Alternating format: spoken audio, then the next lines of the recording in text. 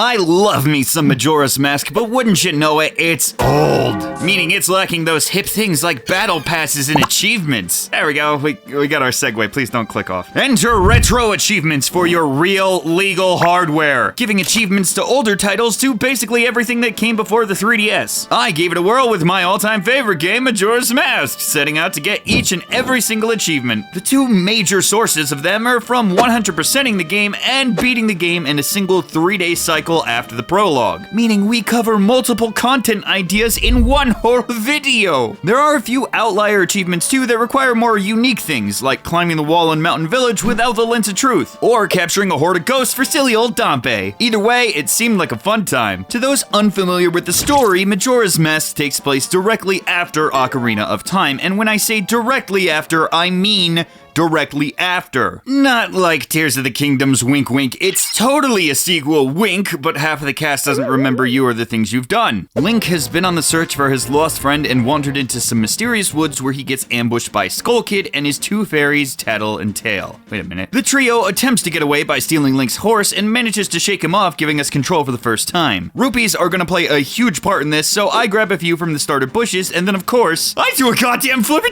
dip. So the Skull Kid escapes and we are now more of a scrub than I am when I try fighting games. Using the flowers, we can propel forward and meet a funny little tree that definitely has no hidden meaning behind it or sad backstory, because that's the beauty of Majora's Mask. Everyone gets a happy ending and nothing bad ever happens. Well, look who's back at it again. Bill! It stink. No, it isn't. So I hear you're doing a little chop challenge video like so many others have already made. But lucky for you, we have something they don't. A winning personality? What?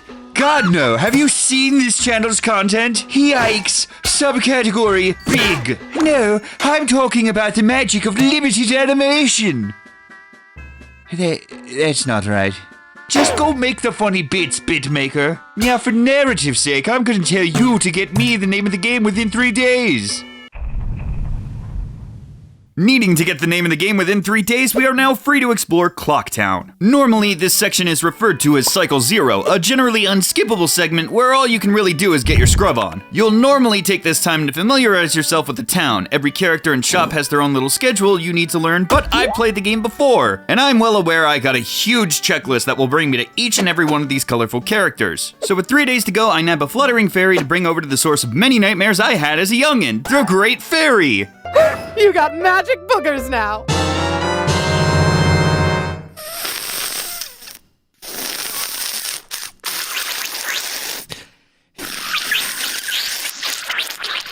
With an achievement unlocked, we wipe our nose, mouth, and enter the Deku Playground, which will be our first piece of heart. The Deku Playground will reward you with rupees upon completion, but if you manage to clear it all 3 days, you'll get a heart piece instead. The game's simple enough. You use the Deku flowers to float and fall onto the platforms and collect all the rupees without touching the ground.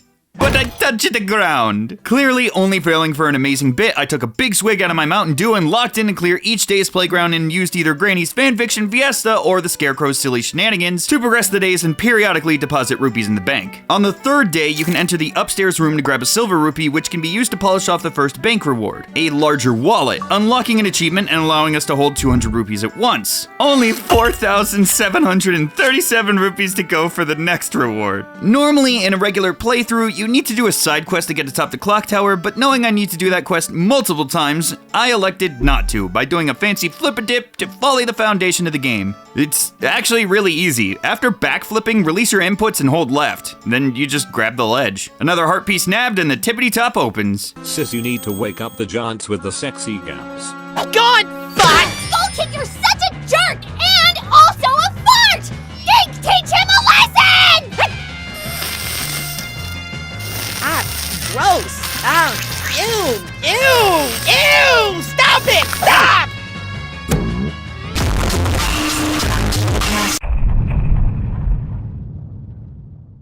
So, the main mechanic of Majora's is the fact the game runs on a 3-day cycle. When the cycle ends, so does the game. One can obviously delay this by playing the Song of Time, but when you do, the world resets and you lose all of your consumables alongside a few select items. With everything reset, we snag the fairy again to watch the Great Fairy scalp herself and give us our first mask and another achievement. Popping the popper with our snot surprise, the local riffraff enlist us to a game of hide and seek to see if we are worthy of joining their elite gang. Putting a few punks in their place, I pick up a piece of heart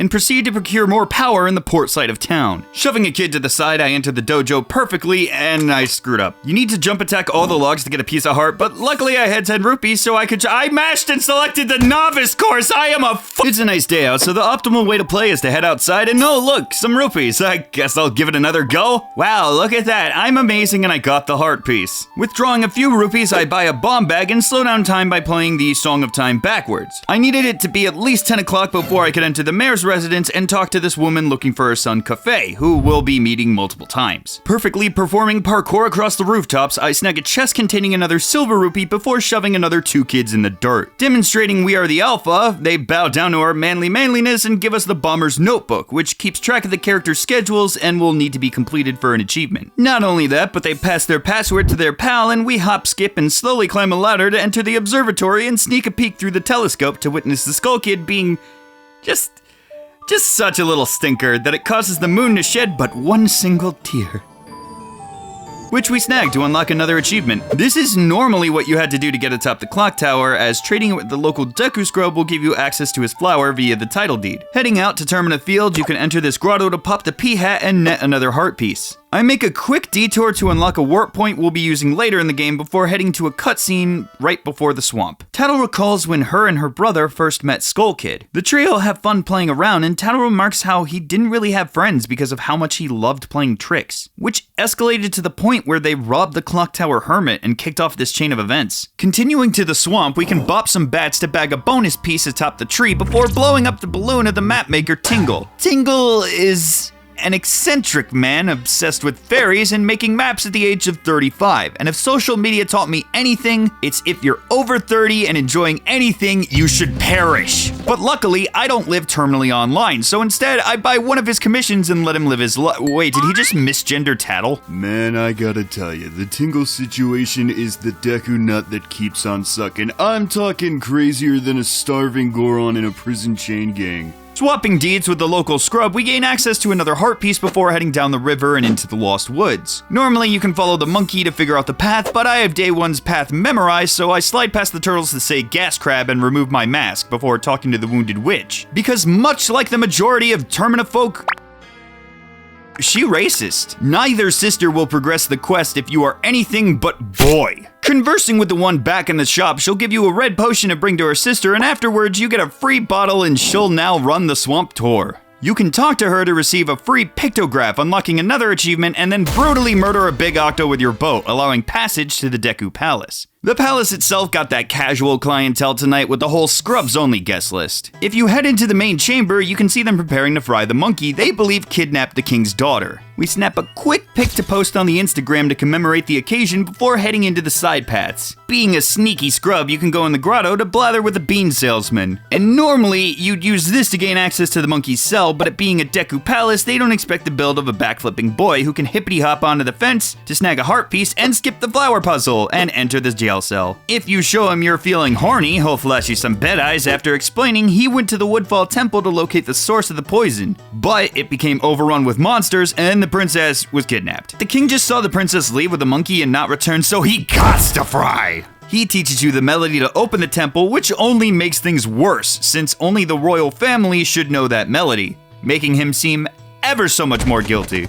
After getting got, you can take this exit to head towards the temple, and along the way learn the Song of Soaring, which is the fast travel of the game, allowing you to warp to any of the activated owl statues. As always, time is of the utmost importance, so as soon as I open the temple, I head back to the tour guide shack to show off that neat pic of the Deku King. They were hosting a contest which ends as soon as you beat the temple, so this was kind of needed to be done now. Now, in order to 100% the game, you'll need to find all of the stray fairies. They are optional collectibles in every dungeon. Finding all 15 will net you a reward when you visit the local fairy fountain. The first room of Woodfall houses 2 of them, one in a chest and one just kind of floating around. In the main room there are 2 more, one inside a Deku Baba and one in the pot. After a while, you make your way to the mini-boss room where Dinalphos impedes you, but as with all of life's problems, you can solve it by nutting on it and smacking it with your wood, until you get rewarded with a bow and a chivo. Using the bow, you can head across the previous room to flip a frog for a boss key. After backtracking a few fairies, returning to the main room allows a flick of a flame to make the middle spin right round baby. You can then light another torch and step on a switch to gain a fairy and the entrance to the boss door. There are a multitude of fairies hidden in this room, and after collecting them all, we had to fight Ol Odubel. There is an achievement to beat him only using bombs, but I had zero idea how to do that, so after failing that challenge, I stunlock him with quick spins to bot my first boss. It's here that we gather the remains and get our first meeting with the giants, rather mysterious entities towering over Link even in the distance. The giants begin to bellow, teaching Link the oath to order and parting with the request to call them. Afterwards, we snap back to reality and there goes gravity for a moment before we land in the chamber of the Deku Princess. She learns of her father's plans to make mincemeat of the monkey and implores us to carry her back to the palace. So what do you do with a girl in a jar? You get an achievement, wee. Heading back to the palace, we make a quick pit stop to deposit the stray fairies to master the spin attack and grab a heart piece that's chilling in a chest in the swamp. But, I mean, what's the rush? It's not like anyone's life is on the line, so back to Termina allows us to chill with Kamaro and get a little version of him to put on our face. That's a little version of me, Alan. I want you to have it. I don't really want this. That reward was rather shite, and speaking of, I gotta hand it to this next entry. Their quest is a bit of a stinker. But with another piece of heart in hand, we head to show off our moves for the twins in town.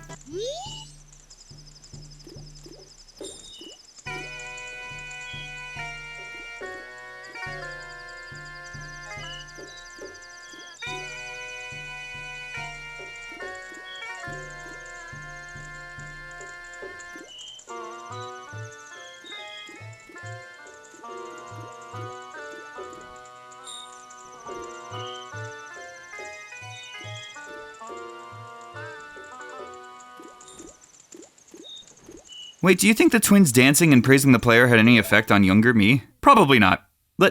Let's stop thinking about that. Back to the palace, we plop the princess on Papa's palace floor to let her vent off a little steam in a calm, cool, and collected manner. With monkey freed and swamp cleansed of poison, all is well in the little Deku world. For the most part. Heading off to the side of the palace, we can meet up with the Deku Butler. He'll have you run a race that is definitely not designed for Dekus and doesn't question it at all when you rip off your face and become boy mid-run. Upon completing the race, he'll give you a little piggy mask and remark about how you remind him of his son. This is one of the details I love about Majora's Mask, whereas it isn't too cryptic or anything, the game never outright tells you where your Deku mask came from. But it becomes pretty obvious that the Deku we ran into on the way to the clock tower was the source of the mask, the butler's son. We head outside and onto our next target, which is spiders! Oh god! Hey, thanks for breaking that curse, have a mask! Back at the rainy day in Clocktown, I snag a map I forgot to grab earlier and deposit another bundle of rupees before heading towards Snowhead. Once at Gorbo Village, I want to show off some old speedrun techniques that I completely forgot where to aim and instead have to take the casual route and letting old Mr. Owl molt all over the invisible platforms. The Gorbos never seem to question why there's just a floating isle next to their village, but regardless, it houses the Lens of Truth. Heading back out to show off our new shades, we can notice a floating Gorbo in the distance. The Spectre tells us to follow him, and seeing no reason why we shouldn't follow the wills of the dead, we chase him back to Mountain Village. This brings us to the first out-of-the-ordinary achievement. The goal is to make it up this wall without using the Lens of Truth. After a few quick studies, I get it on the first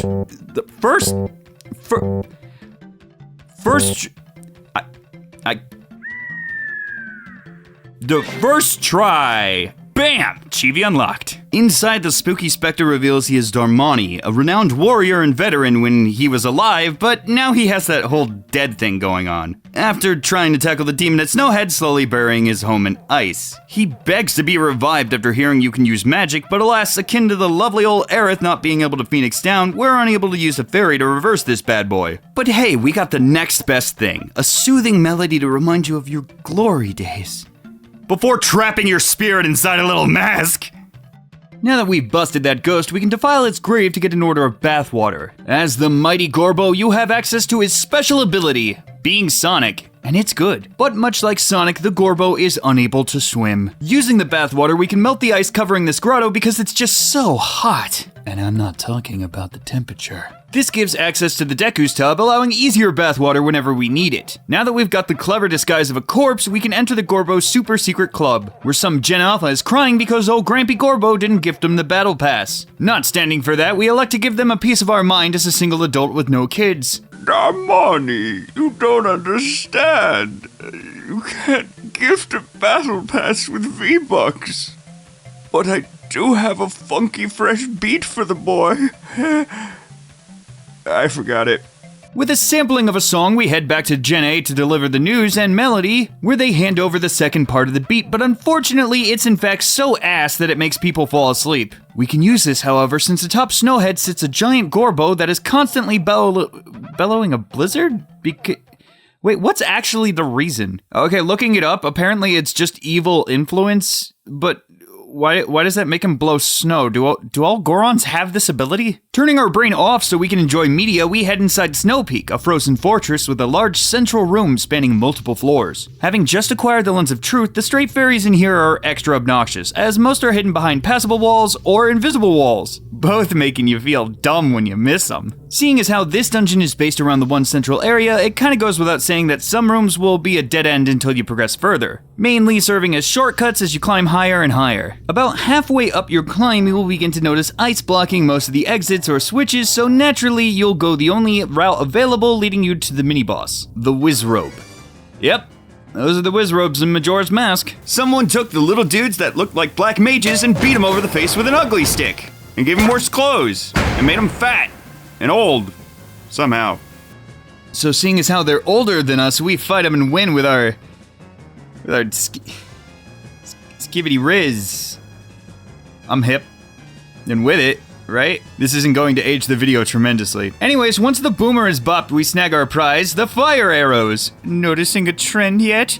I'm sure you will soon enough. Having what the Elder Song lacked, we can now melt the ice and progress through the temple. However, to progress, we must regress. By which I mean returning to the lower floors to hit some frozen switches and the like, one of which will raise a segmented platform up the central area. On the climb back up, you'll need to whack the ice segments to lower the tippy top, which will eventually allow you to cross this gap and break through the snowballs. Following the path will lead us to the boss door, but we're still missing the key, and luckily there's still this one unopened door to the side, leading to another boomer battle to be given the boss key and gain access to John, the marvelous mechanical goat. John is one of my favorite boss fights in any Zelda title because there's two main ways to fight him and they're both pretty fun. For now, we'll be doing the intended way, which is going Gorbo to sonic speed around Baby Park and slam into him repeatedly. As Johnny Boy gets more and more beat up, he'll start to employ more techniques like kicking up debris, knocking down debris, shooting you with electric debris. But of course, he'll live and learn not to mess around with this speed keyed as he hands us our second remains, another achievement, and a trip to the land of the giants. This probably the shortest trip, for once the large lad shows his lovely mug, he says but one word: Guardians. Oh crap. Tattle infers that they are referring to themselves due to them being, at the temples, but before any more questions can be made or answers can be given, they vanish. Back at the mountaintop, the sun is shining, or at least it would be if I had beaten this during the day. But hey, the snow's melting. Back at the Gorbo village, this little hidey hole has been thawed, and inside is another big Gorbo looking to sell some powder kegs. But these bad boys are so powerful, he can't just give them to anyone. So he has you take a test to see if you're worthy and, gives you one.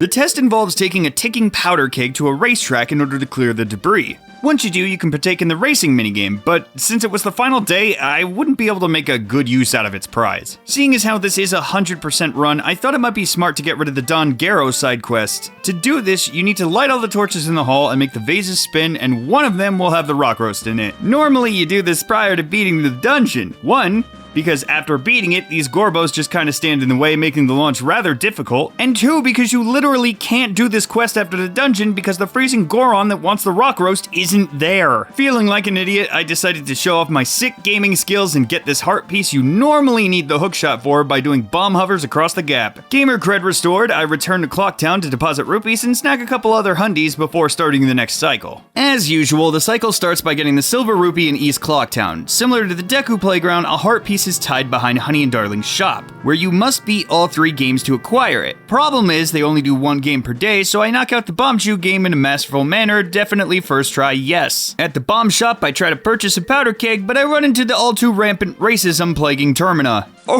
Sorry, Pipsqueak, but you gotta be a Gorbot. Oh, hey, man, what can I get ya?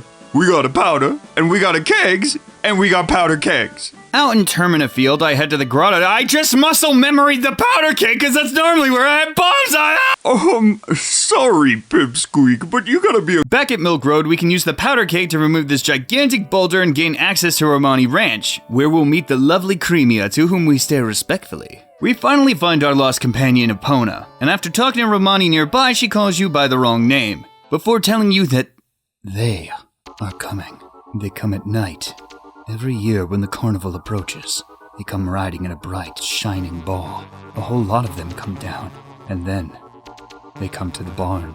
Romani's sister doesn't believe her, but she's still set on protecting the cows. She asks for your aid and sets you up on a training course to prepare, letting you borrow Epona. You'll need to masterfully move around the farm, landing every shot against the alien balloons first try in under a minute. I love the whole setup for this quest. That music was just so chilling the first time I heard it, and I had never really seen any creature like them before this. Obviously, later I learned they were modeled after the Flatwoods monster, which just makes me want more cryptids in Zelda titles. This whole section did kind of spook me, especially because if you didn't protect the farm with Romani, she'd be gone day 2 and Cremia would be a mess. She'd return day 3, but not fully.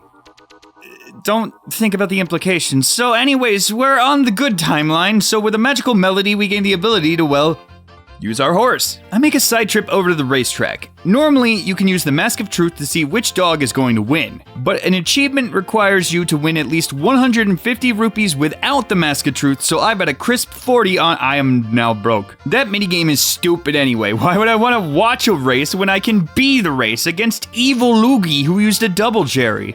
They should really bring that power up back for reasons. Anyways, the race is pretty easy, just don't let your stamina fully drain and hug the inside, making sure to have stamina to hop the fences. After making sure you slay the kings of second bananas, you'll be rewarded with the Garo mask, which is a really cool looking mask that kinda only has 2 uses in the entire game. Horse in hand? We head back to Termina Field, now able to leap over the fence to acquire the final normal transformation mask before anyone actuallys me in the comments. Out in the ocean, we see a near dead thing, and then we push the near dead thing, and then it nearly makes a few steps before becoming a dead thing. And, well, I can't joke about this part. To this day, this cutscene still kinda gets me. There's just something so beautiful to me that in his final moments in this healing dream that he has, all he wants is his love by his side, his friends, and his music. Man, I just love this scene so much.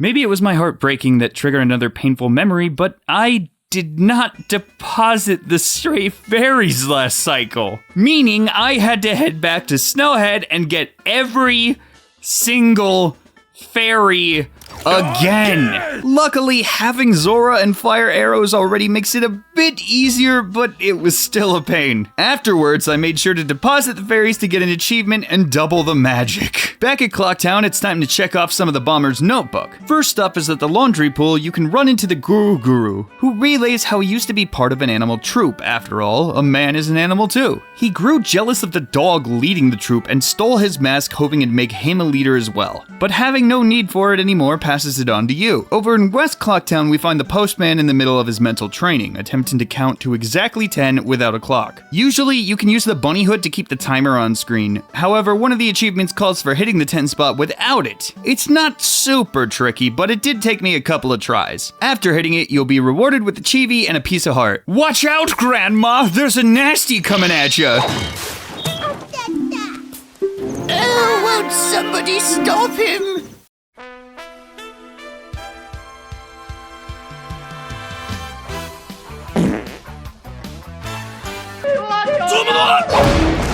We got the bomb mask, just in time to help Romani. She'll enter the barn around 2:15, and once 2:30 hits, they appear. They will relentlessly approach the barn from all spots the balloons were in earlier. As soon as you hit one, they'll pop right back to their spawn, so it makes a bit of sense to let them draw close. There is also a sneaky one that comes around the back, but the dog will alert you when it approaches. Once 5 a.m. hits, the sun rises and they fade, and you get a big old glass of milk as a reward. On the second day, I try my hand at gambling with the doggos again, thinking that by using the Deku mask, I can figure out how fast they run since they chase the Deku.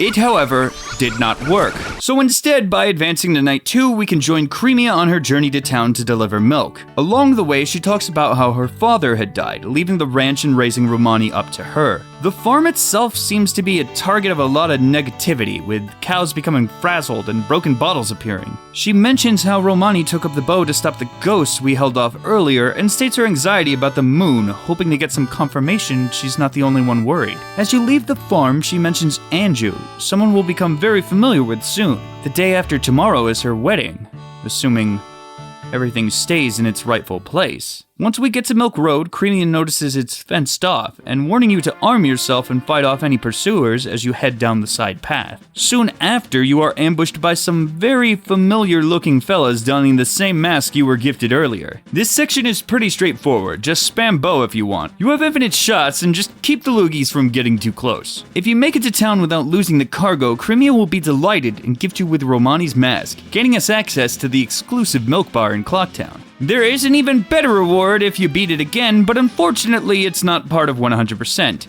But it probably should have been an achievement. After a bit of rupee farming, I reset the cycle, only then realizing my dumbass forgot to do the rest of Honey and Darling's games. This will become a recurring theme, as I didn't really have a direct outline of my route, I was just kind of winging it. So with the cycle reset, we do the age-old silver rupee and the powder keg before heading off to Snowhead to bully John again. This is also a recurring theme. You see, John is tied to a multitude of things, since he is a key factor in bringing spring to the mountains, as well as housing another achievement. The goal of this one is to beat John without using any masks or taking any damage. If you follow John down the hall as Link, you can take out your bow and Z target, allowing you to side hop while aiming. You can repeatedly shoot down the hall while dodging John's lightning, and if you do mess up, you can play the Song of Soaring to return to the dungeon's entrance before using the boss warp to give it another go. If you manage to manhandle him without getting hit at all, you'll be awarded with the Flawless Goat achievement. Now, since it's day 1, we can head back to the racetracks we didn't get to do in the previous cycle. This on paper seems pretty fun, but because it's a racing game on the N64, we get the oh so fabulous Rubber Band AI.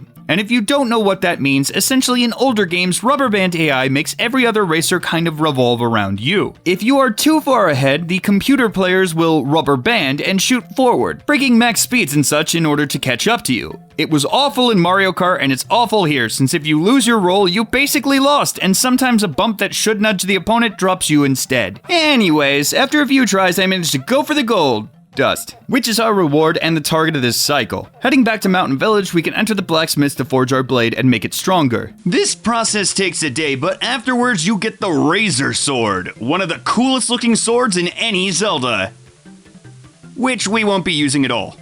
Because despite looking badass and being the poster boy for Link's equipment in Majora's Mask art, the Razor Blade unfortunately dies after 100 hits. So instead, we'll be using the gold dust to advance it one tier further into the much less awesome Gilded Sword, snagging us an achievement and a much more powerful blade that not only never breaks, but somehow travels back in time with us. After a quick rupee farm and deposit, we reset the cycle again. Time for the beach episode! But first, a quick stop in this grotto to nab a heart piece from a beehive. In the marine research lab, a very normal-looking old man laments about how some Zoras are supposedly late, talking about how soon some Zora eggs will be hatching, but they've yet to arrive. Delicate things, the eggs may die if they are not safely stored in this aquarium within 3 days due to the abnormal weather causing the ocean temperature to rise. He ends by questioning if their tardiness was caused by something happening at the nearby Zora Hall. So naturally, that's our next destination. At the hall, things mostly seem okay, but everyone, obviously thinking you are Mikau, the lead guitarist, mostly just mention how rehearsal is apparently delayed, and how Lulu seems to be out of sorts. You can find her outside just sadly watching the waves. I love this little detail of her turning to look at you with wide eyes, only to realize you're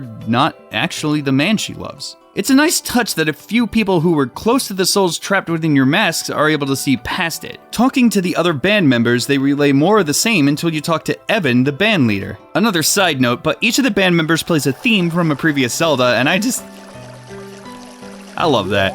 Evan asks if you've got the eggs back, and when you've got nothing to show, he asks about Lulu, filling us in that the pirates had actually stolen her eggs. He leaves it to you, being the only Zora able to trade blows with pirates to get the eggs back, which will return Lulu's voice. So, that's our next stop. Back at the beach, we can enter the fisherman's hut to find this seahorse, begging to take it back to Pinnacle Rock. The fisherman says he'll give it to you in exchange for a photo of the pirates. Man's a fan of a fortress of identical women. I can't imagine. Heading over to the fortress, you can sneak in by bashing the board, and once inside, you can hit a switch opposite of the entrance to open a vent, allowing access into the basement. About halfway through, you'll find a heart piece inside a jail cell. On the upper floor, a switch can be found behind barrels, opening the door momentarily. If you're quick enough, you can snag it and continue on. Making it through the maze, you'll eventually find yourself inside the fortress, and snagging a quick pick for the fisherman, we head up the central area and into this weird side room above the throne room. Tattle gets startled by a bee, which draws our attention down below. A pirate mentions how they lost some of the treasure due to the abnormal weather and an attack by sea snakes. We learn that 4 of the eggs are here in the fortress, and the remaining 3 are near the sea snakes at Pinnacle Rock. Before dismissing the lackey, the supposed leader mentions the eggs are the only clue about the dragon cloud floating over the bay, and mentions a strange masked one who claimed that there was a treasure within the temple they want to get their little pirate paws on. They end giggling about the promise of a good life, which is all fine and dandy, but I think this meeting could use a lot more bees! With the ladies cleared out, we can finally pass gas, and also grab the hook shot, which looks very different in this game for some reason, but I always kinda liked it. Now, normally you'd grab the 1 egg in the room and then head back to deposit it, but for whatever reason, I didn't, and I grabbed 1 more of the remaining 3 eggs, even being so silly as to skip one of the fights guarding the room, only to then walk out into it after obtaining the egg. It had been a while since I had played Majoras. So anyways, afterwards, I met up with the fisherman to give him his commission and get my glowing buddy who can lead me to Pinnacle Rock. Technically, you don't even need the seahorse. The route is the same every time, so once you memorize it, you can just swim over there. Inside are multiple sea snakes, fairly similar to Mario 64's eels in the sense they gave millennials nightmare, or maybe it was just me. Anyways, by using the Zorbo's special ability of It's Electric, you can zip-zap them twice to kill them and grab whatever they were guarding. If you clear all of them out, you'll rescue the seahorse's love and be awarded with a piece of heart. Fun fact, did you know that most seahorses are bisexual? Anyways, after depositing the eggs, it's time to head into this house to spiders! Oh god! We caught a big wallet! Back at the pirate's fortress, we snag the remaining 2 eggs by beating up a woman, and then realizing that's awful. And skip beating up a woman by bouncing off a wall into this eggy-weggy womb. With all eggs in aquarium, they hatch, and the babies form a bop and beat, and we've got our into the temple. Heading back to Lulu, she perks up hearing the song of her babies and joins you in a little performance, finally getting her voice back knowing that her children are okay, even without their father. Lulu's voice awakens the giant turtle, who promises to get you to the temple, being able to weather the weather unlike the pirates. Thus begins just the worst temple. Another running gag with Zelda is, oh no, Ocarina of Time Water Temple, but this one is so much worse in my opinion. Essentially, in this temple are multiple pipes and waterways. You push these switches to manipulate them, but as much as I love N64 Zeldas, they unfortunately are a victim to that game philosophy of, you did a thing! Let's pause the game and look at it! That a lot of Nintendo games tend to employ. Even at this day and age. Anyways, we start off the journey lighting torches for the fallen controllers I've broken over the years due to gamer rage, which awards us with a stray fairy. Using the switch at the bottom shuts off the water and impedes your progress. So use the one underwater and then the one above to actually get a move on after collecting the fairy under the entrance and off to the side. Working through the waterways, we'll eventually get to the red switch room, which houses the mini-boss just beyond it, where we get to see the only 3D Zelda appearance of Wart, or his normal name, Argus. You see, in the Japanese version, he shares Argus's usual name of Watto, which sort of translates to Wart. But for whatever reason, this game's English version is the only one they used it in. Anyways, like his other appearances, you need to pick off the little bubbles floating around him and kill him before you can actually land a shot on this Peeps Peeper. Once you hit him, the remaining blobs will fall off and he'll begin to skip around the room until you drop him and get the ice arrows as your reward. Do you notice the trend yet? Well, luckily the ice arrows in Majora's Mask aren't completely useless like they are in Ocarina of Time, they're only moderately useless. They really only have a purpose in this dungeon and to normally get to Ikana. They can be used to freeze the Octoroks in the previous room, so we can activate the red switch and get the water flowing. Backtracking by following the red pipe, we return to this hallway where we can use the ice arrows to make platforms to get across, and unlock the next red switch, completing the water's route. Back a little further and we get to this frozen door and fight another mini-boss. It's the Fugged Up Frog, but this time he has a slime GF instead of a turtle boif. It's pretty much the same fight, except you freeze the slime instead of popping a tort. Afterwards, we'll get the boss key and return back to the starting room. Here we can activate another red switch and reverse the flow of water in the main room. Now the smart thing here would have been to freeze the waterfall and go there, but I was dumb and just went in the water. In an obnoxious puzzle room, you'll need to freeze and unfreeze a water source, which means a cutscene every time. Also meaning that if you screw up, it's a minimum of 2 more cutscenes. This just kind of goes back to what I was saying earlier. A lot of this dungeon feels designed to run out the clock and give it an artificial difficulty, and I hate using that phrase. If that wasn't fun, you'll love the next room, which is literally just thawing and freezing water sources to get through and snag some fairies. It wouldn't be that bad if the game just kept going when you hit these spots. Anyways, it was here that I realized my mistake and ran back to the main room to freeze the waterfall. In here, you can activate some switches and make a frozen path to the corner and hookshot above to get a very sneaky fairy. After going all the way back to the area right before the boss room, we get to the boss room and our battle buddy this time is George the magical fish. George is a silly little scamp who will swim around the room and bonk the center to try and get you in the water so they can, eat you. But what's a little vor between buddies? The simple way to murder George in cold blood is to smack him with an arrow, swap to Zora, and then ram him with the Zorbo's special ability. And luckily this isn't the 3DS version, so his second phase is just him barfing up children and then dying as things often do. Back in the realm of the giants, Tuttle actually begs the giants to let us help, saying that if things are left alone, something terrible will happen. Once again, they disappear with only one sentence: help our friend. Surely they mean the last giant, right? Back at the Great Bay, we deposit the strays to be rewarded with double defense, and head out to get a few optionals. First stop is the dam. A dam. A beaver dam. YouTube can't demonetize saying damn when I'm talking about a fucking dam. Oh, shit. Anyways, the beavers let you play Superman 64, and knowing that game was super well received, if you want all the rewards here, you'll have to beat them not once, not twice, but thrice, which will net you a brand new bottle and a piece of heart at only the small cost of your sanity. Quickly depositing some rupees back at Clocktown, we head back to the ranch to do a little ditty for the chickens to turn them into cocks and hens, granting us access to the bunny hood. And since we're here, we might as well do a little gambling. This one's yellow! He's like supersonic! Surely it'll— I have lost all of my money. Okay, I am getting this achievement. Rolling around Termina, I snag some dosh and head back to the ranch with this best betting system in mind. He is yellow, like supersonic, so he will win. Oh my god! I should make another video on this. And with that, I finally unlocked the dog race achievement. We head back to deposit our winnings, but before we cycle, it's time for a little labbing. See, one of the other odd achievements is getting 400 rupees in Termina Field. This means no grottos, no resets, just one sitting of rupee farming. Oh, and you can only use the blast mask, and only the blast mask to get them, meaning even shielding negates it. But see, this large bird known as the Takuri will give you an orange rupee if you kill it, which is half of what you need right there. My thought process was maybe if I killed it first and then equipped the mask, it'd somehow start the counter there. It did not, so for now, I simply deposit the rupees and reset the cycle.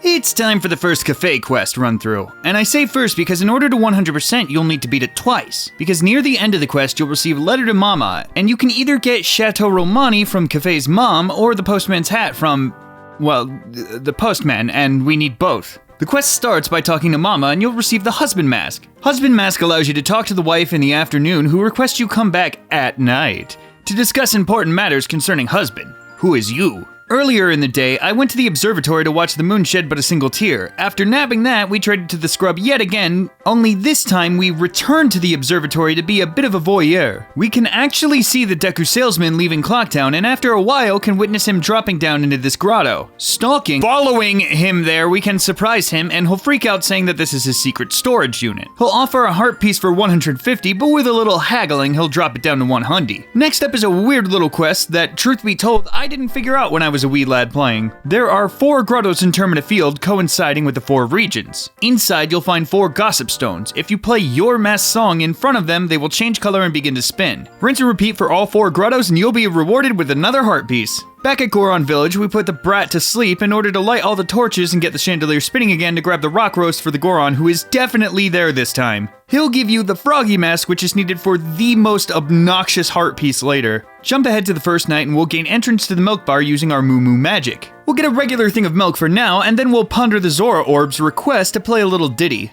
All you need to do is swap to each transformation and play a section of a song, and somehow your other selves will join in to perform the Ballad of the Windfish. Having heard the whole show, Gorman, the leader of the Luigi clones, will be so moved that he'll talk about he himself got into show business because he heard that song at the Carnival of Time long ago, and hoped that by doing performances, he could meet the singers. The manager says he must have heard Lulu sing, mother of the current singer who is also named Lulu. Gorman calmly remarks how he'd love to hear her sing too, after apologizing for booing you and gifting you the circus leader's mask. This mask unfortunately has no major use in the N64 version outside of a few reactions from characters or stopping the brothers from attacking you in the Creamia mission. Afterwards, we head to North Clocktown to once again stop Sakan from robbing the old lady. Since we have to beat Kafei's quest twice anyway, it's fine because normally stopping Sakan will lock you out of the final part. After saving Gram, we head back to the inn to meet up with Anju. She apologizes for troubling you late at night and reveals she received a letter from Kafei, her fiancé who is currently missing. She has no doubt it's really him and requests you deliver a letter, allowing you to meet him since Anju herself is unfortunately too scared. We deposit the letter outside and then purchase the big bomb bag which was available from saving Gram. By swapping title deeds, we can grab the grotto and gain access to the heart piece back at Goron Village and then do the same back at Zora Hall. Next up is a flawless George battle. Well, hey, buddy boy, care for a swim? Sure, George. I'm just super eager to hang out again. I can't wait to have some fun in the pool with my best friend. Is that too eager?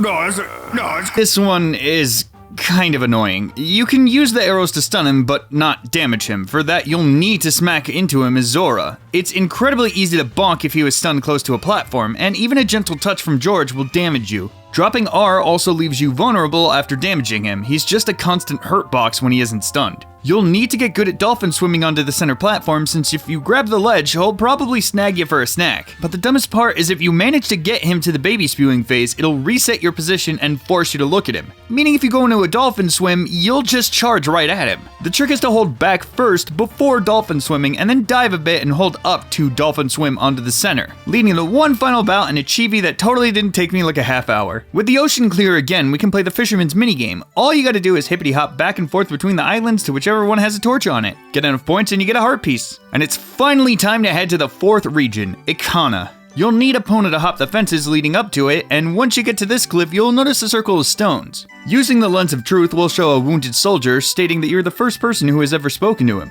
He's been here for years begging for help, but everyone just ignores him, viewing himself as impressive as a stone. If you give him a red potion, he'll reward you with the stone mask. Afterwards, you can equip the Garo mask to get noticed by a spirit, remarking how it's the mask of the leader of the ninjas, who once spied on the hilltop castle with the bloodstained history, and tells you that by using that, you could call out to their spirits. He then raises his stump, allowing you passage to the next area via hookshot. In the valley, you can use ice arrows to freeze Octoroks, making a bridge across where you can hookshot multiple stumps to make it all the way up top. However, we did have prior plans, so after making it to the owl statue, it's time to head back to the laundry pool where the letter will be delivered and the masked boy will step outside, leaving the door unlocked. We can hippity hop over to sneak inside and wait for him to return. Hi! I broke into your hideout. You seem like the kind of person I want to tell my life story to. The boy reveals that he is in fact Kafei. Tattle says that we're looking for an adult, not a kid, and Kafei explains that he was turned into this by Skull Kid. But he isn't hiding because he looks like a kid. Instead, it's because he had his wedding ceremony mask stolen from him by Sakan. He made a promise that he would greet her with a wedding mask, so he feels like he must remain hidden for now. He says to give Anju his pendant and requests you keep these matters secret. Returning to Anju and delivering it, she'll immediately recognize it and thank you, as she has decided to wait for him. Heading back to Ikana, in this hut near the northern cave, you can fight the Poe sisters from the Forest Temple in Ocarina of Time. But what I didn't know is if you go in there as a transformation, you're stuck in that transformation, and they're not easy to beat as Gorbo. But running it back, it was simple enough and rewards you with another heart piece. Heading over to the graveyard, you can play the Sonata of Awakening to go on Mr. Bone's wild ride. He'll run along this route, but you can just snipe him with a bow and catch him early on. Deal enough damage and he'll yield.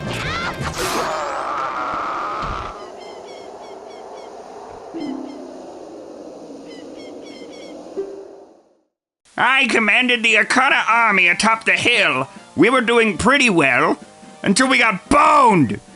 We got boned. Boned. We were boned. Bone stink. We got boned! Afterwards, we received the captain's hat, and now we can talk to the Bony Brigade and order them to let us go grave robbing. Their position is determined based on the day, and in Night 2, you can go through this Lens of Truth gauntlet to grab a piece of heart. The gauntlet ends with a battle against an Iron Knuckle, one of only 3 that appear in the game.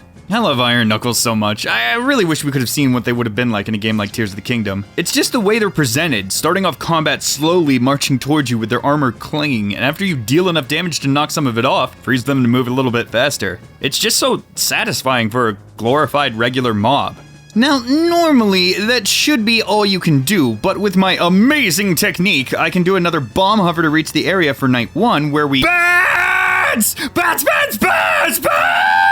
Following the batch, you'll have another showdown with another Iron Knuckle, and then get to meet Flat. He served the royal family of Akana as a composer with his brother Sharp, who sold his soul to the devil and locked him in this tomb. He shares with you the Song of Storms, asking you to let his brother know that the 1,000 years of raindrops the song summons are his tears. Back in northern Akana, if you enter this cave, you'll meet Sharp. Polite fellow, asks your business, calls you a filthy aliver, and then asks if you want to add an un to the alive part of you, before pouring deadly neurotoxin into the room. But if you play his bro's beat, he'll start tweaking before converting to Christianity, which gets the holy water flowing, causing all the Gibdo in the area to get sent back to hell. Afterwards, Sharp reveals the deal with the devil was to revive the royal family, obviously resulting in a monkey's paw scenario. The curse now broken, Sharp begs you to go to the Temple of the Land and sever the root of the curse. Sharp then guides you to Akana Castle, where the king will be waiting for you and then departs. But first, we'll need a method of communicating with the dead.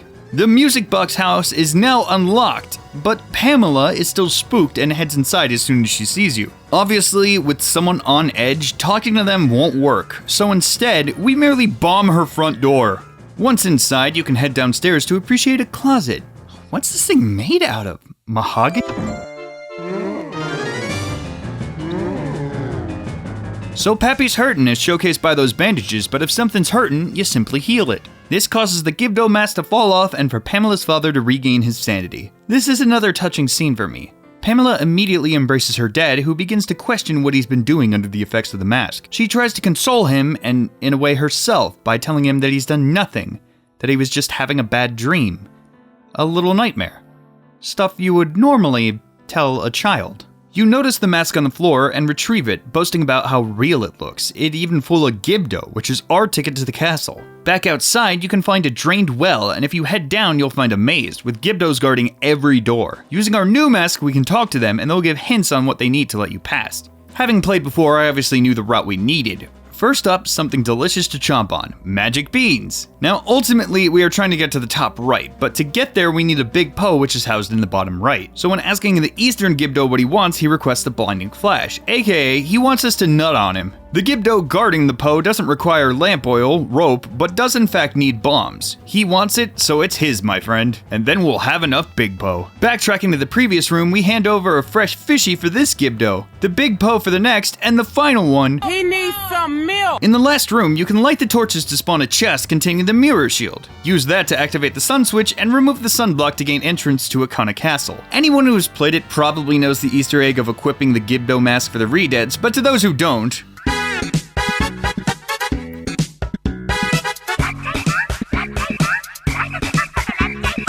so yeah, for whatever reason, the Gibdo masks make the Redeads boogie down, making it incredibly easy to kill them. Again. An ICU switch can be activated to open the northern hall, containing a couple of jumpy switch sections and letting you get onto the roof. There is a switch on top one of the entrance pillars that will move a rock, allowing light to enter the castle. On the northern end, there are pillars with Deku flowers you can use to grab a heart container. Head back into the castle and you can go south to clear out the hall with the new light source for your mirror shield. Then in the next room,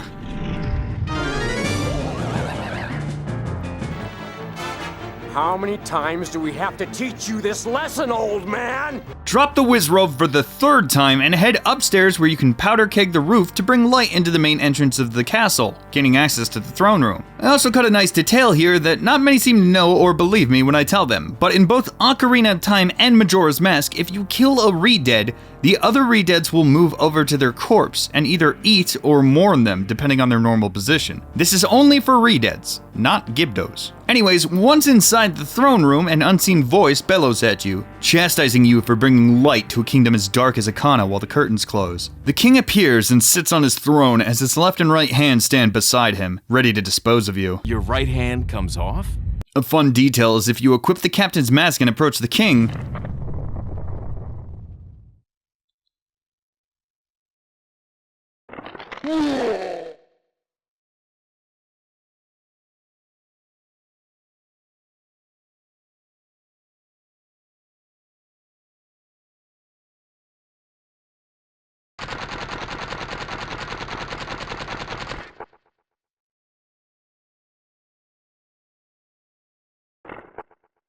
back into the fight, we burn the curtains to let the light in they despise so much and use it to purify them once knocked over. When both of them are disposed of, the king himself enters the fray. They are all just kinda glorified Stalfos, with the king actually using the Denalfos breath attack and losing his head over the fact that he got bodied by a kid. The servants return to bicker before the king stops them, telling them that petty little battles like this are what ruin the kingdom. I love the following line: believing in your friends and embracing that belief by forgiving failure.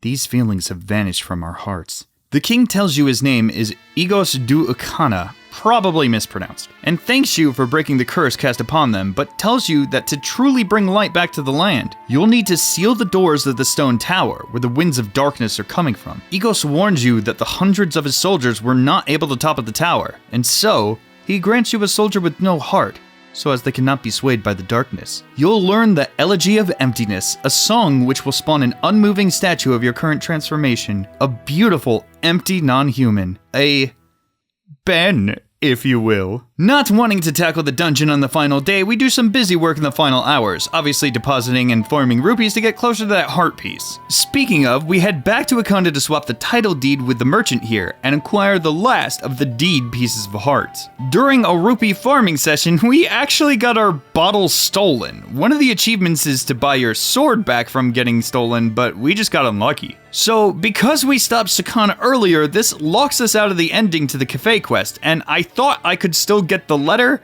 but I guess not.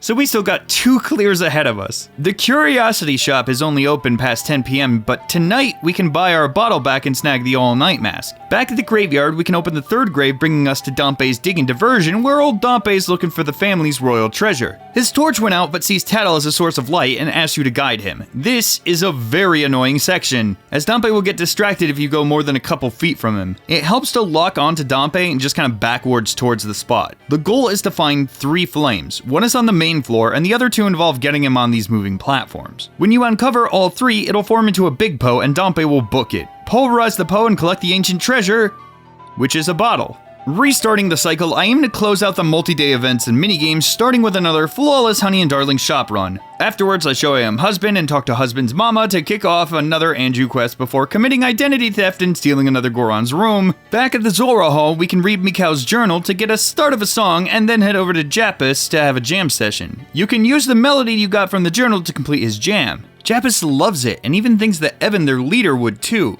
but he'd resent that they made something. So you can head over to Evan's and play the jam session as Stink to have Evan pull the "You made this?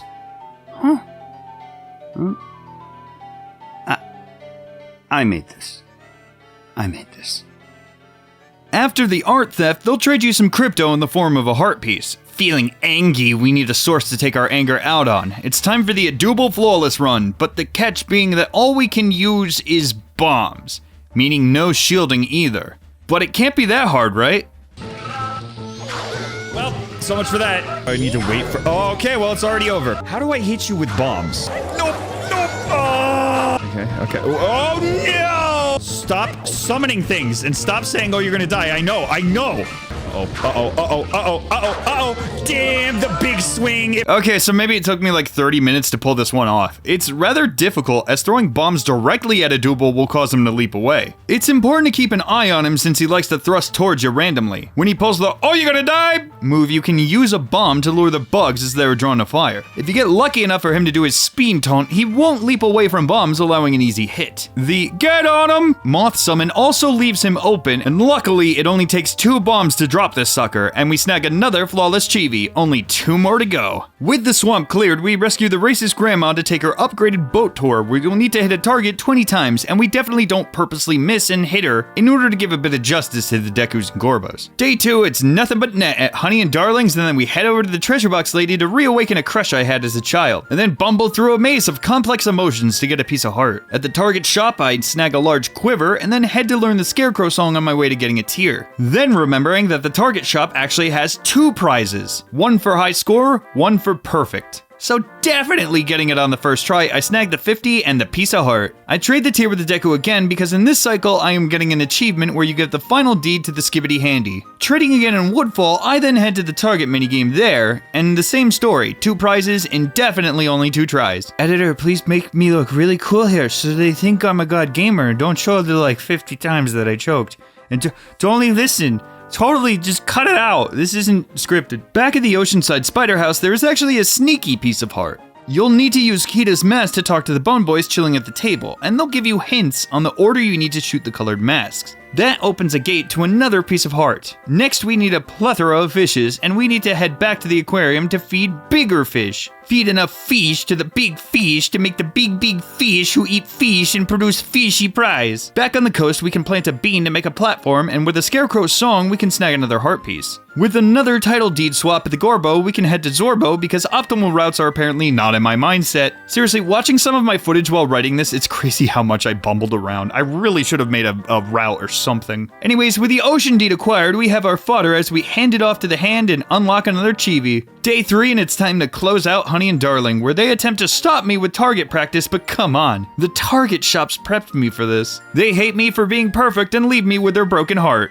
Peace. And a chibi. With only a day left, I elect to knock out the dumbest heart piece. To start, we have to bully John yet again to unlock Springtime in order to don our Don Garo mask and talk to the frog. Garo means frog, or it's the ribbit, it's something Japanese, I know. Frog tells us there are other frog, and we must tell Frog to come to Frog's spot. The first is easy, just head to the laundry pool in Clocktown and press A to Frog. Next is in the swamp chilling on a log like a frog. Then comes the fun part! We need to re-enter Woodfall and defeat the mini-boss, since after Evil Frog is defeated, he becomes Frog. But of course, that means we'll need to do the same to other Evil Frog who is in Great Bay Temple, meaning we get to enjoy going through the temple yet again. At least up to the mini-boss, which we can luckily access first loop since we already have ice arrows. With all frogs frogged, we frog back to the frog to frog a bunch of frogs and get the most lackluster piece of heart in the game. Seriously, with all that work, you'd expect something cool, not just another collectible that we've literally found laying around on the ground multiple times. It's time to get that Terminafield rupee chibi, so we finally...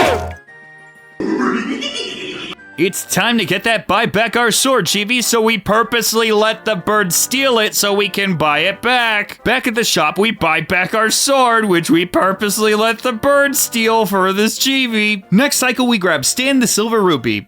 I should have named him earlier, seeing as how we snag him every cycle. Then we head back out to really get the 400 rupee chibi. So with the bird, you can damage him until he's at 1 HP. With anything else and get the finishing blow with the bomb mask and still have it count. This will net you 200 rupees. You can blow up nearby bushes and pray that you get some good drops. It's tedious, but you can drop the 2 Dodongos using only the mask to earn another 100 total. And if you knock this guy out of a tree, you can earn another 40, but here's the kicker.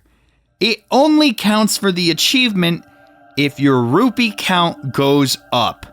So because I snagged Stan and 2 random rupees before killing the bird, I was too short of completing the achievement. Get in the bag.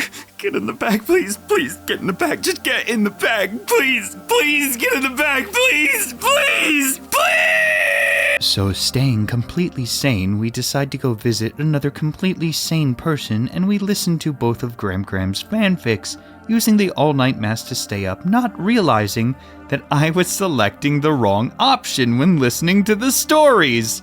This cycle is just tops. So tops, in fact, that worrying I'll stain its perfect memory with some kind of dumb screw-up, I deposit my 500 rupees and run it back. For the first time ever, I leave Stan in his chest and head back out to close out that term in a field achievement. I repeat all the collection methods I used last time and finally unlock the explosive treasure hunter achievement. This time, when talking to Granny, I listen to both stories and get greeted with just a horrifying image for the festival, and then get another piece of heart. We restart the cafe quest for realsies this time. I am husband. We are husband. Husband am I. Am husband me.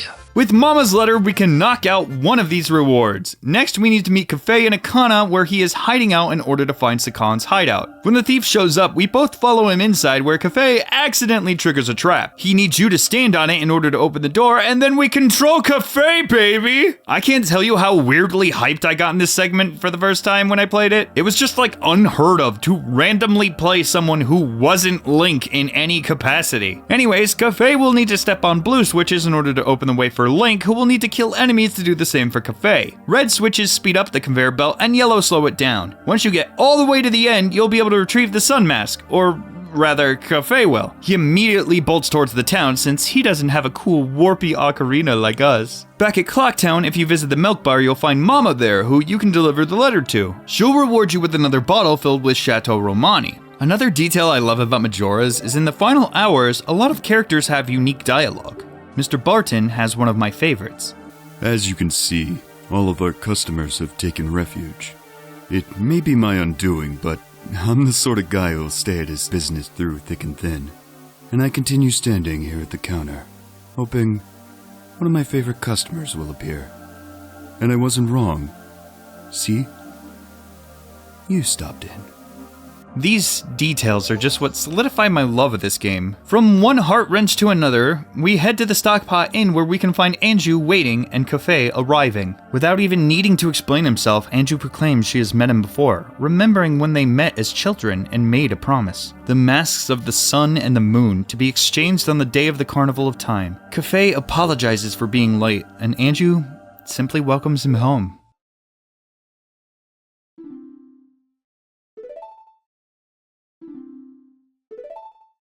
Tattle makes a remark that would probably cause an outrage on social media nowadays, and the two exchange their masks, transforming them into the couple's mask. The two urge you to take refuge, assuring that they will be fine as they greet the morning together.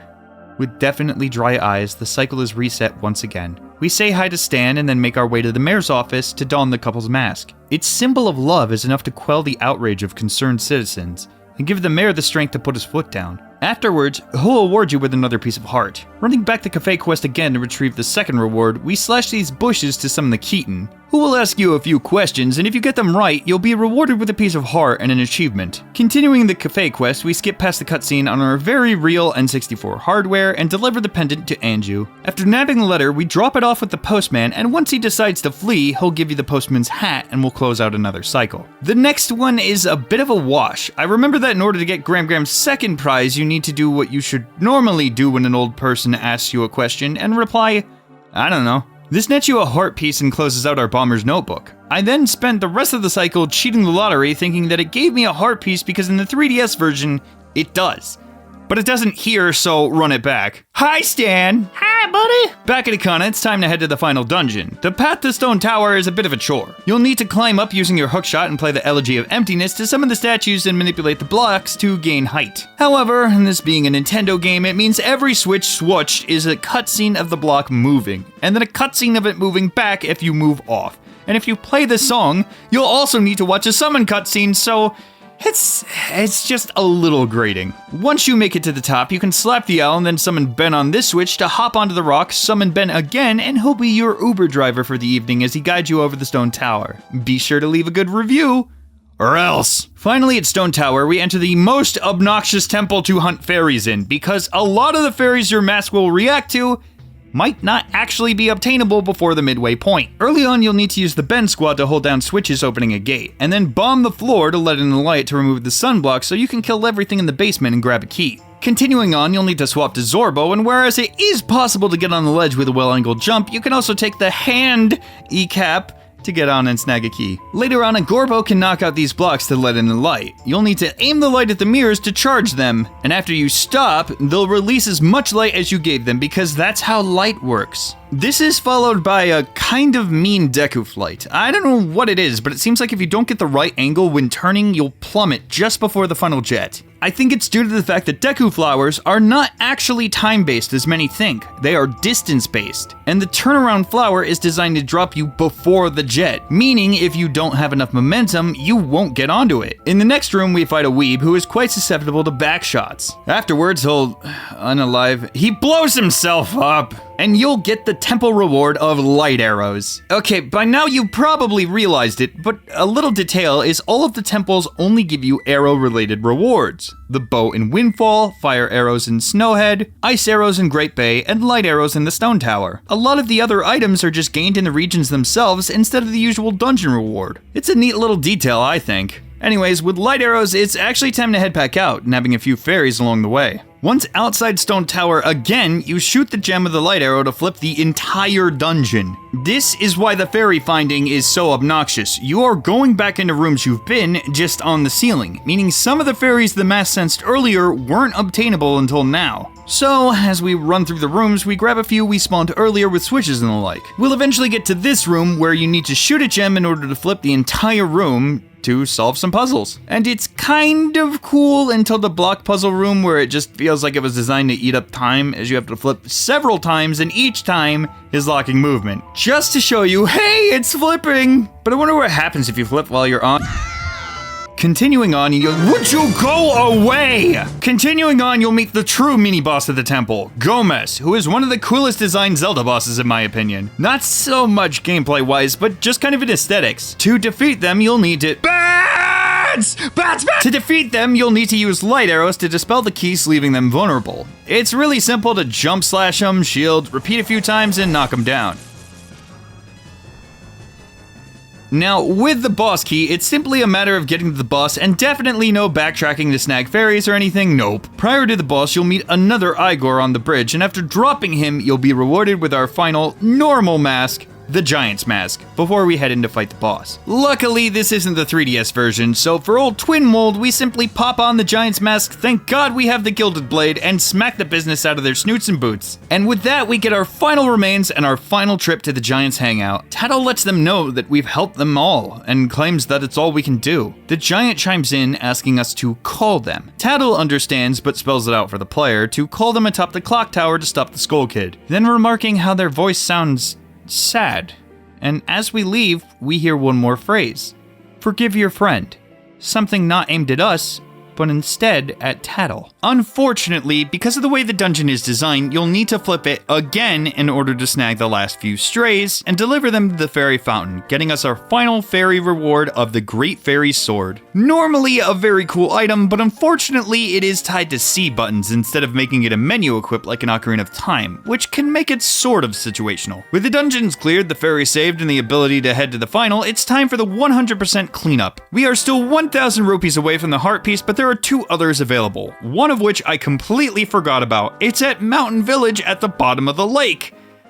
But right now it's winter there, so... No. Wait.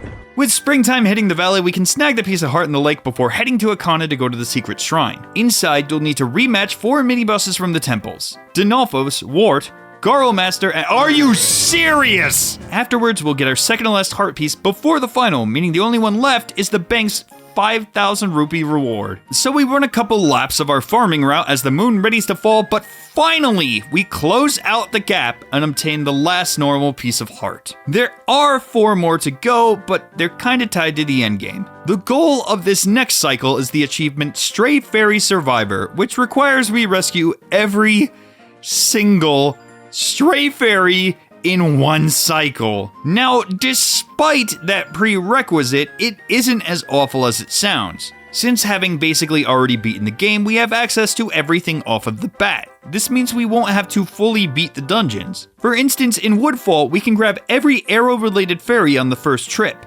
And with fire arrows, we can light the mid-platform whenever we want. Over at Snowhead, having access to the fire arrows immediately makes it possible to grab everything in one go, and the Zora makes it possible to climb ledges, allowing you to skip sections. Great Bay Temple and Stone Tower are still a chore, however. When I got back to Stone Tower, I figured it was time to go Flawless Twin Mold. Now, to get Flawless Twin Mold, you need to forego using the Giant's Mask. If you didn't know, you can actually damage them as regular old stink using the bow. Blue takes double damage from fire arrows, and red takes double from ice. Granted, it's a bit of a challenge not only to aim, but to accommodate the distance it takes to reach the Colossus. You'll need to keep an eye on both, as they are prone to sneaking by for a little smooch. It took a few tries, but I had actually managed to clear this challenge with my last arrow. Believe in your strengths. Yes!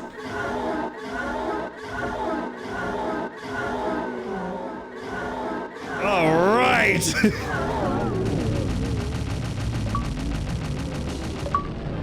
Flawless Twin Mold. Afterwards, I went back to collect the last few fairies and...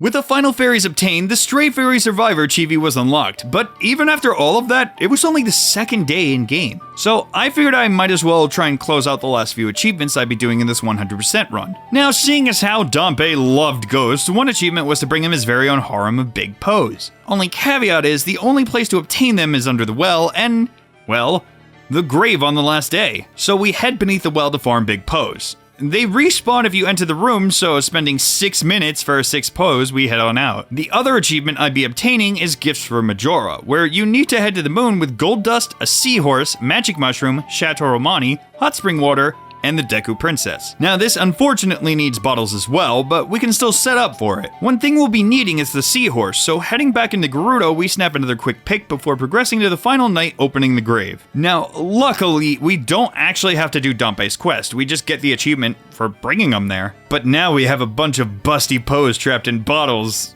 I mean, big Poes. Anyways, setting up for the gold dust means we need the raceway available, which means... Next, we gotta free up the bottles, so we head back to the Curiosity Shop to sell our harem. Back at the racetrack, we go for the gold dust, followed by a trip back to Woodfall to knock over a Double. Snag the princess, swap picks for the seahorses, head to the stockpot inn to snag some shroomage from some briefs.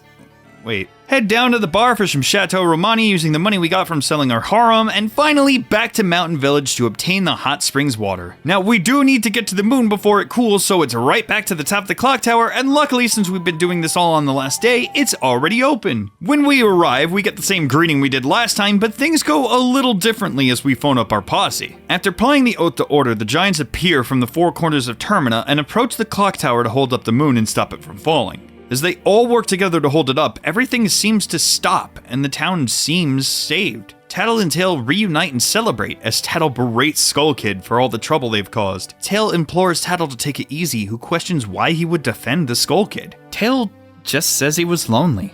But Tattle rightfully objects, saying how he was trying to destroy everything around him. But Tail says the power of the mask made him do it, with Tattle refuting that he was just too weak. Then a new voice chimes in, agreeing that he has far too many weaknesses for his power.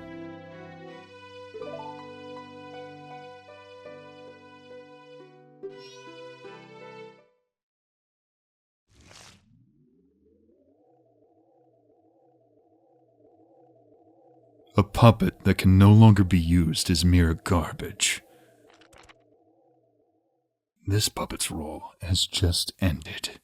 With the Skull Kid shed, the mask reveals that it was in fact pulling the strings all along, as it sucked up into the moon, turning it into a modern gamer. Filled with gamer energy, it becomes moving again, the giants even struggling to hold it back. Tettle calls for you to play the Song of Time again, but being a hero, Link elects to take the fight to Majora. Tettle has hesitations, even saying that they'll stay with Tail, who elects to go instead, feeling guilt for all the problems Skull Kid caused. I won't lie, I was kind of let down here as I thought for the final section we'd get Tail as our fairy. Nothing major, just a cool little switch up, but Tattle finally gets it together, calls you both stubborn, and you head up to the moon. As soon as we get in the moon, we unlock the gifts from Majora, Chibi, and head to the tree. This is the final part of the game, with the final 4 heart pieces, and the final mask. To get started, we'll need to talk to the moon children running around, who if you didn't know, actually use the happy mask salesman's head under their masks. In the N64 version, they simply have no face texture, but you can still see the shared ears and hair. It's only in the 3DS version that they actually have the face modeled. They'll ask you to share your masks, and you'll need to gift them your various non-transformation masks until they eventually bring you to a gauntlet, designed around the race that Remains region houses. To start off, we give John some masks, feeling bad for beating him up so much. The Goron Gauntlet is designed around the Gorbo's special ability, the Gorbo Roll. It's good. The trick is actually to avoid holding a direction after getting spikes, mostly letting the terrain guide you as the walls will bounce you. If you screw up, there are warps back to the start. Each of these areas also houses an optional heart piece, which also unlock an achievement. In the Goron section, it's off to the side from the exit. In the final room, you'll find the Moonchild again, wanting even more masks. They won't talk to you if you're transformed, simply telling you to take off the mask. Once you satiate their desires, they ask a question. John asks, what makes you happy? And wonders if what makes you happy makes others happy too. For me, as silly as it is, creating content makes me happy, whether it's art, videos, or streams. It just feels nice being creative, and I love seeing people's reactions, whether it's a woogas to my art, laughs from my streams, or the stories some people share in my videos. Next up is a Double, the Deku section. This one is supposed to be the first, I think, as it's incredibly simple. You just fly around. Also, despite not having footage of it, the Gossip Stones in these gauntlets actually give hints to where each mask is in case you came here without all of them. Saying something like, it seems the Gorman brothers were using the Goros mask for ill. Just a nice little way to guide the player within the game itself. The heart piece is visible off to the side, so it's easy to snag, and then head to the final room where after getting more masks, the child asks, what kind of people are your friends? I wonder, do these people think of you as a friend?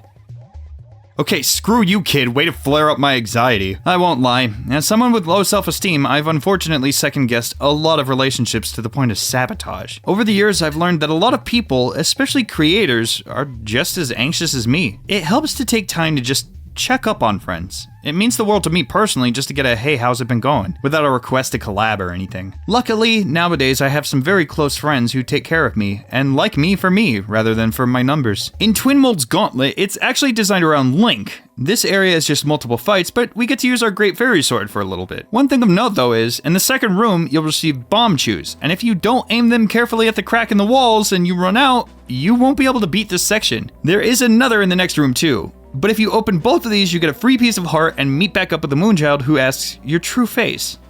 What kind of face is it? I wonder, the face under the mask, is that your true face? So next up is George, who hosts the Zora section. This area is kind of dumb in the sense that it's just a maze you swim down. And if you know the route, it's super short, but both the heart piece and the exit have different routes, so at minimum, you'll need to do this twice. George will then ask you the right thing. What is it? I wonder, if you do the right thing, does it really make everybody happy? And unfortunately, no. Even something as simple as content creation, I very quickly learned that no matter what, someone will be unhappy. The same applies to almost everything. You could literally cure the world of disease, and someone would still be upset they can't charge $6,000 for a hospital visit anymore. This has nothing to do with any of my recent health troubles, shut up. After the 4 trials are cleared, you can talk to the child sitting under the tree donning Majora's mask. He'll lament everyone has left, and ask if you'll play with them. Noticing you have no more masks, they suggest they play something else. Good guys against bad guys. Before handing you the Fierce Deity mask, just the absolute coolest item in any Zelda game, with even the description asking if its dark powers could be as bad as Majora. God, what I wouldn't give to have a game revolve around it. The child tells you that you'll be the bad guy before asking, shall we play? And bringing you into the final arena. Once inside, you can use your new mask to transform into Fierce Deity Link, who, come on now, any kid who has played this had to have been freaking out seeing this transformation. I know I did, and do.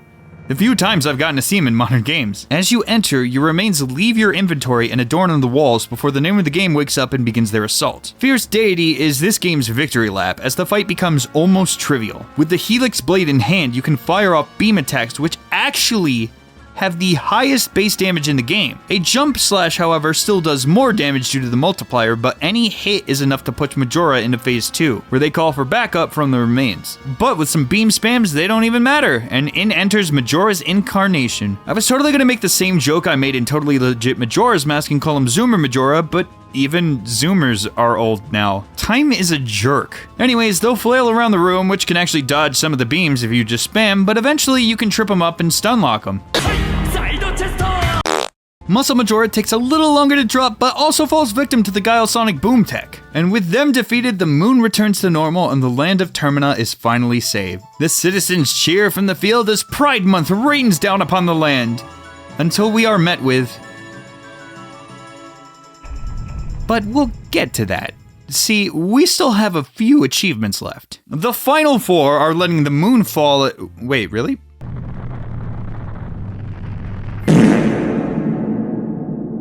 The final 3 are flawlessly beating Majora without any masks, a 3-heart run, and a run where you beat the game in a single cycle after the prologue. Now, it is possible to do all of these in the same run, so we begin the challenge run. The opening is smooth sailing. There really isn't any time constraints other than, you know, the main one. The only thing I really want is to get a deposit of 90 rupees, so on the 3rd day, we can just get the silver rupee in stockpot and huck it in the bank. When we actually start cycle 1, this is where things take some planning. You see, due to the time constraints, there is one key thing we need to do on day 1.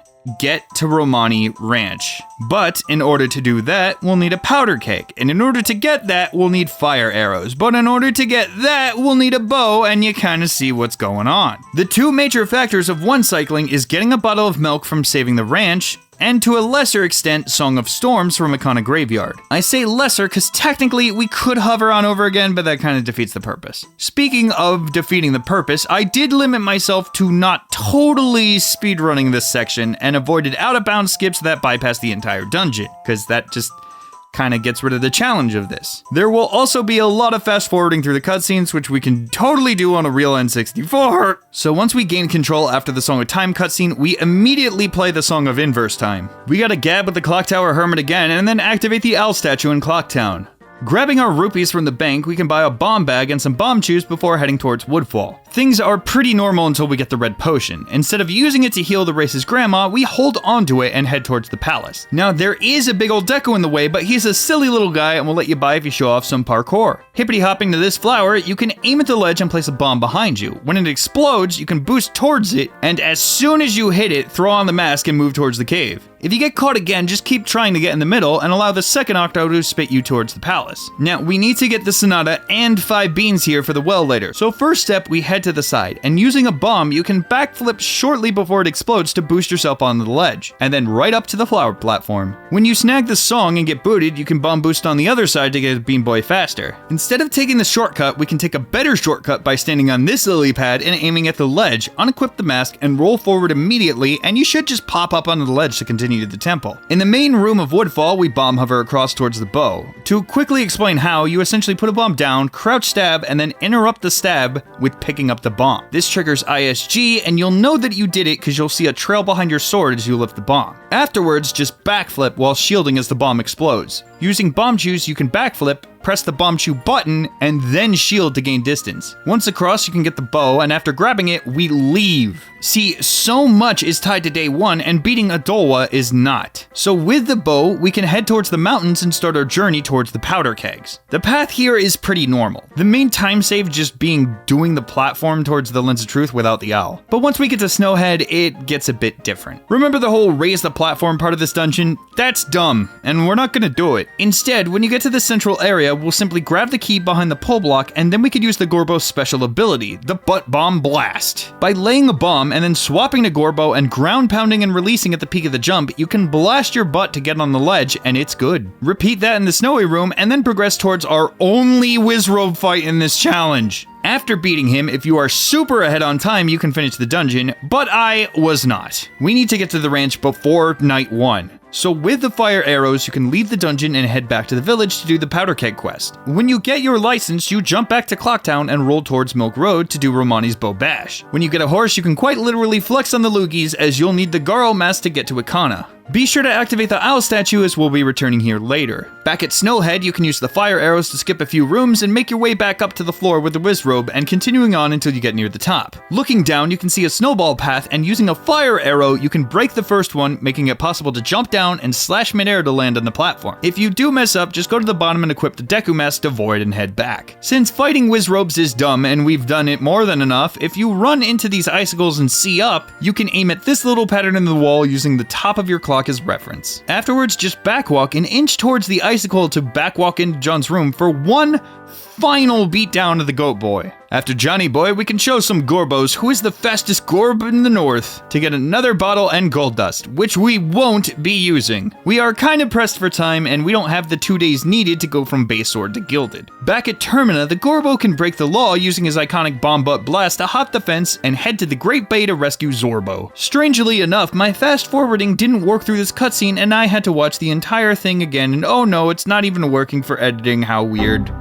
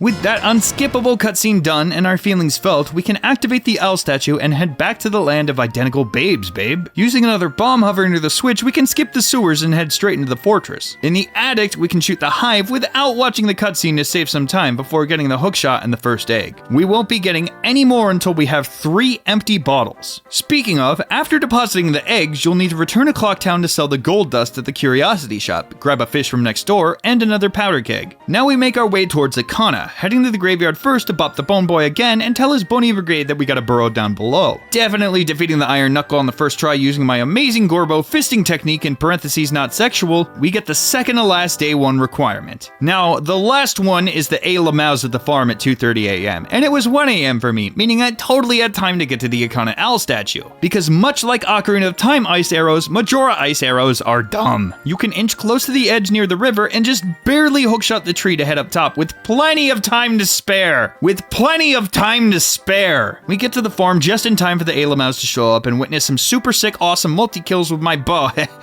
Yeah, I'm a bit of a gamer. Kelsey Yum helps us promote strong bones so we can go back to this pile of bones before boogieing down with a sharp and scaring a child. Look, I'm a big scary Gorbo, I'm gonna kill you!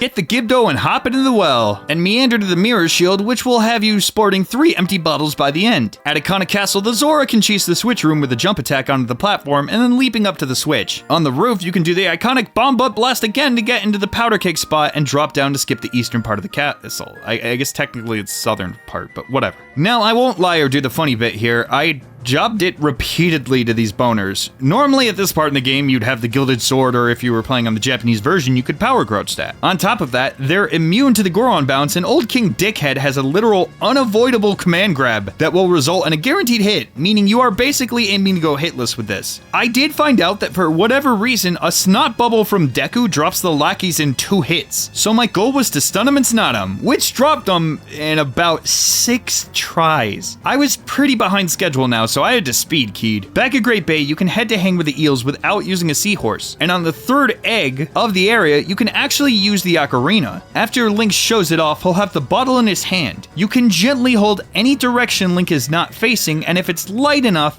he won't move, and instead just shuffle in place towards that direction. While that is happening, if you press the bottle and then B a frame later, you'll whip out your guitar and can warp on out. After another deposit, it's back to the fortress doing the same tech from last time. Recoil off the root for the first, side hop slash for the second, and then thrust into a woman repeatedly for the third. With eggs achieved, we sing a song for Mama and head to the worst temple. I won't lie, I did try to skip this entire dungeon using the Great Bay skip tech, but I failed it repeatedly because my controller didn't have notches, making holding direct down difficult and messing up angles or something, I'm not really sure. This, ironically, was the cause of me failing this 1 cycle challenge once before, because I got so stubborn I just failed until game over, resulting in me taking like a 2-month break before trying again. The beginning is normal until you enter the whirlpool and go to the first side room. By holding target while swimming, you'll make it so that if you bonk, the camera will swap Link to that direction. So with a purposeful bonk, we can actually get into the red switch ledge early on. Normally you'll need ice arrows in here too to freeze the choo-choo. But with the gainer, we can actually get this early. I mentioned it before, but the gainer is essentially 3 quick inputs. You Z-target, release, and backflip in the next, and then retarget. I couldn't get a handle on it, so I elected to pause buffer it. But the kicker is on real N64 hardware,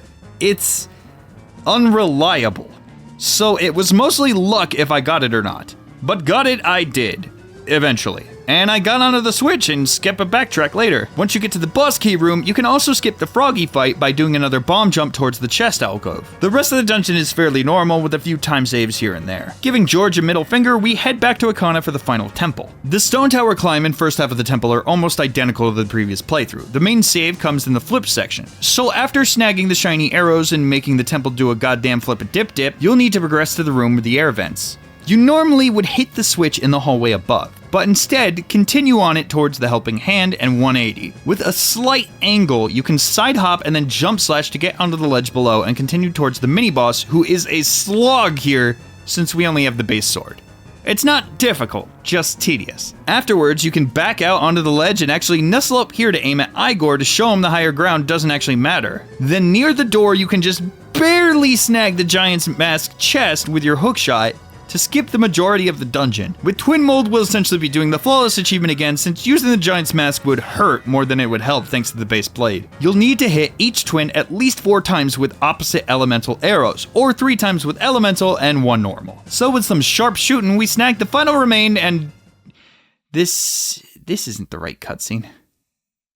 Oh my god, I forgot Adola! So very quickly stopping back at Woodfall, we flip over the frog and showcase the bomb tech to quick cycle the froggy fiend before using the hookshot to jump right up to the boss door and drop Adola with a few quick spins. So anyways, giants show up, Majora's a poop, and we're on the moon. This is another instance of me grossly underestimating a boss, because I was mostly used to speedrunning Majora's Mask 3D, where you can stun lock the phases pretty easy. In 64, Majora's Mask is immune to damage from the front. Plus, with only 3 hearts, you are essentially doing hitless, and Muscle Majora doesn't play nice with another command grab that is basically guaranteed damage. The flawless achievement did call for not using mask, but unfortunately I kinda needed Zora for at least the first phase, as the only method of damaging the name of the game otherwise was with a bomb or a small window of the spin attack. It took a plethora of tries because even if you bring fairies, as soon as you use them, they're gone. You don't get them back after you continue. So when I died repeatedly in the first attempt labbing minimal equipment fights, they were just gone for the rest of the attempts. Luckily, I learned the Majora's Majora's Wrath has a weird mechanic where if you have light arrows equipped, they will never dodge, even if you don't have magic. For whatever reason, they just take the hit. But they themselves are immune to arrows outside of the stun, meaning we had to get in there to deal damage. With the name of the game, I elected to stun him with Azora, jump attack until the remains fly off the shelves, at which point I mostly rely on the beam to finish him off and kick Majora into the second phase. Here I try and stun luck with quick spins, but I won't lie, I had been streaming for like 5 hours at this point while I was on painkillers from an injury, so my form was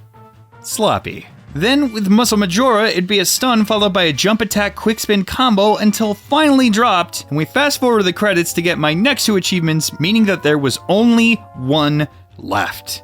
Flawless Majora. No damage, no masks. I elected to reload my 100% save, so I had the Gilded and Fairy Sword for more damage. For the first phase, you basically just had to wait out the spin move and land a lucky blow as they got back up. But I think the game knew I was on my last legs, because I mean, what is this? Your ass up off of the ground, and then you're gonna go up, and then you're gonna go up, and then you're gonna go up, up. Are you gonna go up, Majora? Majora, you're gonna go up, up. We're gonna go up. You're gonna stop spinning, up. Are we gonna go up, Majora? Right now? Are we gonna go up? We're gonna go uppy, up, bitch. The other difficulty was cheap shots from Muscle Majora. In the 3DS version, the grapple could be wiggled out of, but I could not seem to pull that off in this version, so that stomped a few. But finally.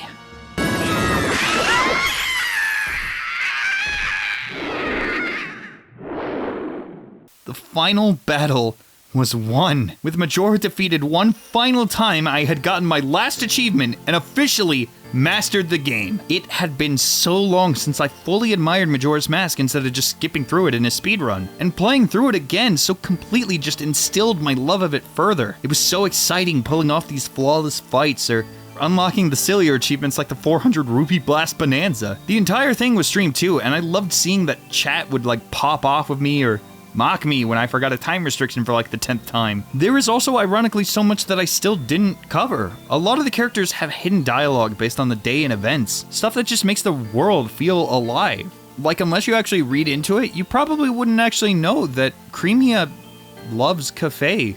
I'd love to do more stuff like this video, or the one on Indigo, and Retro Achievements even has some for ROM hacks, meaning I could potentially do the best of both. As I've mentioned before, with how everything is nowadays, I really just want to move away from negative content and have fun. I've had way too much sodium in my diet. This video was amazing to make. Playing the game again, challenging myself, having a series of streams, inviting all these amazing guest animators, and seeing the fun edits Conjent came up with. It'd mean a lot to have you share the video if you enjoyed it. I mentioned before, stuff like this doesn't have a series to attach to like Side Assault, and this was a pretty big departure from the majority of my channel's content, so leaving a comment, like, or anything really helps feed the algorithm beast and get it to more people. In the meantime, my channel will be changing a bit as I focus more on these passion project videos. I'll be streaming on Twitch and YouTube, with my VOD channel being updated every following day. The YouTube side of streaming is unfortunately a little more limited since YouTube lacks channel points, but I still love interacting with chat regardless. I want 2025 to be a year of major changes for both me and my content. Out with Assault and in with the...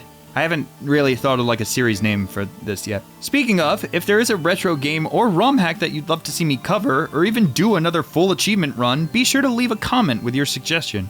Thanks again, and as always, have an end slate.